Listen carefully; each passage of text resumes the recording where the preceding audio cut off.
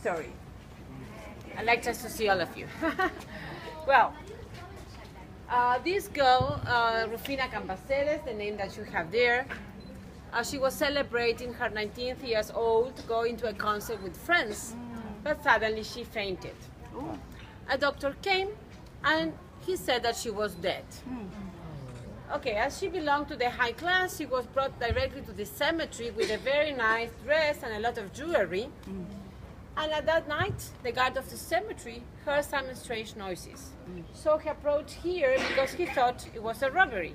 But he noticed that the coffin was a bit open and she had marks on her face and some scratches.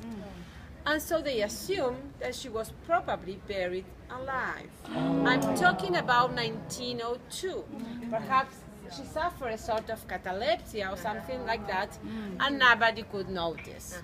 Because of this case, there was a law that prohibited to bring bodies directly to the cemetery. They waited at least 40 hours to make sure. And because of this case, there was a businessman called Gatti Chavez. Then he made himself a box with a bell inside. Just if something happens to him, like her, he could ring the bell and tell everybody that he was alive. So he tried his box several times, but one day he died. Everybody was expecting the doing of the bell. Nothing happens. Well, perhaps Saved by the Bell came from that time. Yes? Well, there were a lot of different versions about why Rufina, young and healthy, suddenly fainted.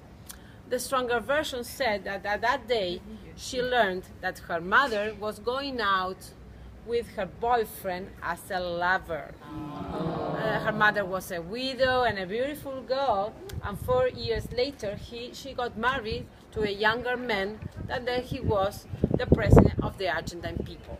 I was not there to check it, just gossiping. Just okay. gossip.